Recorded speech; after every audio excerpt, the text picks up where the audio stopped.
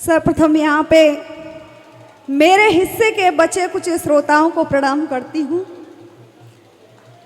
कहते हैं कि 100 कौरवों से अच्छे 5 पांडव हैं जो मेरे लिए बैठे हुए हैं। लीजिए शुरुआत करती हूँ। माही जी ने हाथरस को पूरा प्रेम का काव्य पाठ सुना दिया।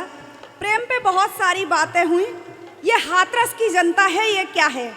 4 पंक्तियों से शुरुआत करती हूँ कि लुटा दे देश पर ये जा यही अरमान रखते हैं, भगत आजाद के जैसी यही पहचान रखते हैं, और उठाना प्रश्न ना हाथरस के इन अल्हड़ जवानों पे, ये प्रेम बटुए में रख के दिल में हिंदुस्तान रखते हैं।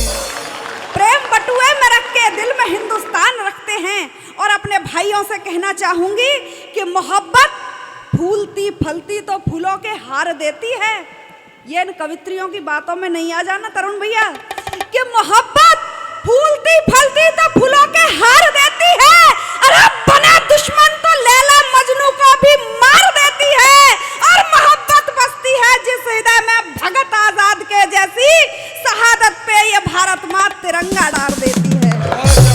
शहादत पे ये भारत माँ तिरंगा डाल देती है। मथुरा की हूँ, मथुरा की बेटी हूँ, योगीराज कृष्ण की नगरी से हूँ, जिसे कि प्रेम का सबसे बड़ा देवता कहा गया है।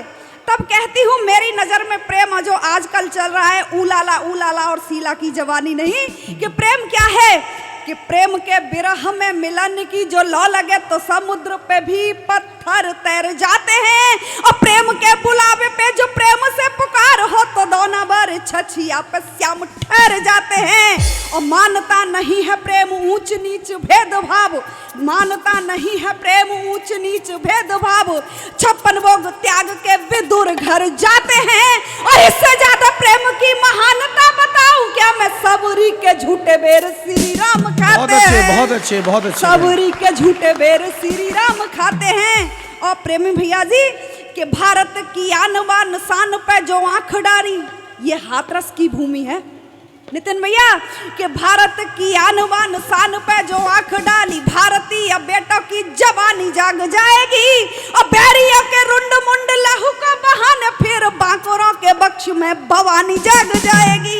और रोम रोम धद कहेगा, रोम रोम रोम रोम रोम रोम धद कहेगा, यज्ञ की अगिन जैसा साहस और शौर्य की रवानी जाग जाएगी। और बेटों में यहाँ पे घर भगत सिंह जागेगा, तो बेटियों में झांसी वाली रानी जाग जाएगी। बेटियों में झांसी वाली रानी जाग जाएगी। और हम क्या हैं?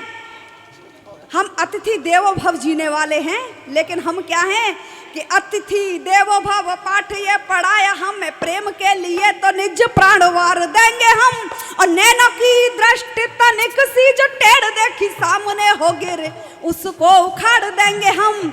और जहर जो उगलता है सांप के सपोले जैसा, उसके दम्भ को तो पल में उखाड़ देंगे हम। और जो जुबान खोलेगा मां भारती के विरुद्ध, उसके ही बक्ष पे तिरंगा गाड़ देंगे हम, उसके ही बक्ष पे तिरंगा गाड़ देंगे हम। लोगों ने कहा कि मनु तुम महिला हो, प्रेम की बात किया करो, ये क्यों पढ़ती हो? तब मैंने कहा कि जब सरहद पे मेरा भाई कोई शहीद होता है, और जब उसकी अंतिम यात्रा निकलती है, तो हम श्रृंगार की जगह कहीं ना कहीं हमें अंगार भी पढ़ना पड़ता है। बहुत कम श्रोता हैं, सबसे लास्ट में नंबर आया है। अपनी बस चंद पंक्तियां लेके अपना स्थान ग्रहण करती हूँ, वरना सुनाने को तो बहुत देर सुना सकती हूँ। तब कहती हूँ, सामने मेरे भाई बैठे हुए हैं, आपके चरणों में ये पंक्तियां समर्पित करती हूँ। स्वागत है।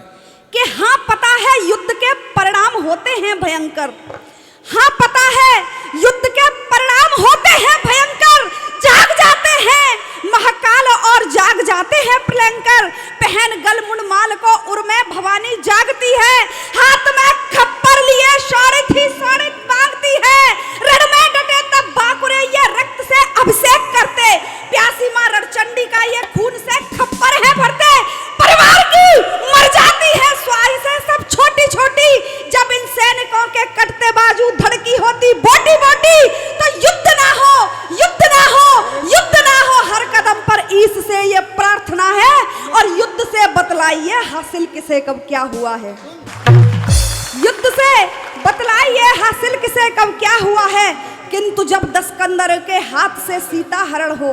प्रेमी भैया, युद्ध कहाँ जरूरी हो जाता है, किंतु जब दस्कंदर के हाथ से सीता हरण हो, मौन हो पूरी सभा, द्रौपद का चीर हरण हो, युद्ध रक्षा को हांडा रानी शीश धड़ से अलग कर दे, 4 पुत्र देकर गुरु मां दान के दीपक को भर दे, गाथा जौहर कुंड की ये बंद चक्षु खोलती है।